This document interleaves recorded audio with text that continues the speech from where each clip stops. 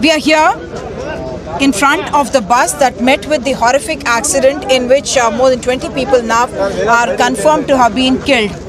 This is a driver's seat that you're seeing. This is a Scania vehicle belonging to Kaveri Travels, and it started from Hyderabad at 10:30 in the night, and subsequently you can see in fact the remains of a bike that actually came under the bus itself, and we understand that that's where the spark happened, and that is where the fire actually started.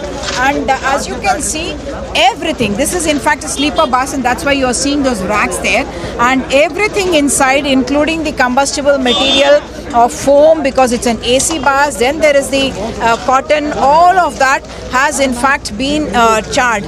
There are teams of the AP Forensic Science Laboratories, the evidence response team, which is now collecting samples, and we do understand that not only cloth samples, but also this is of course the luggage chamber, and therefore you will have all the remains of what people were carrying in terms of the clothes and other belongings of them. But I do understand that there are also certain bone remains that they were trying to retrieve from those areas, because this is of forensic evidence that they need to collect, and that's the reason they have these polythene covers in which the samples are now being collected by the teams. There are of course whatever that remained from that very horrific fire. So there were at least 42 people that we know were there in this bus.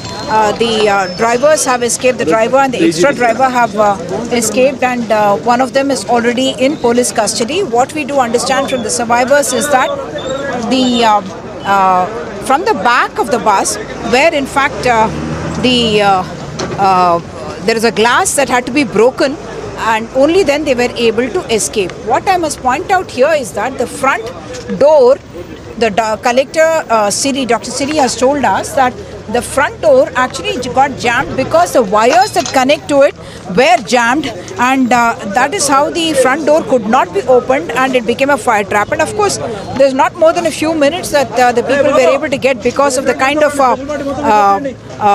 combustible material, inflammable material that was there all over the place, and that is what made the fire spread so fast. What I must point out is also the escape route. The only place from where they escaped is actually the back of the bus, where they broke the glass, and from there some people were able to come out.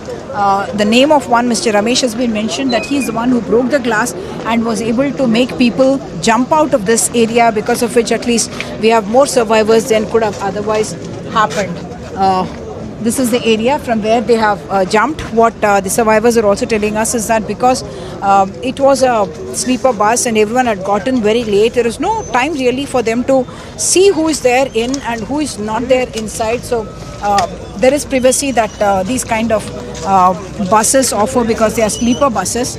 But no one expected that this kind of terrible tragedy would be struck on them the day after they were traveling after a holiday at home for Diwali. Most residents happen to be from Hyderabad.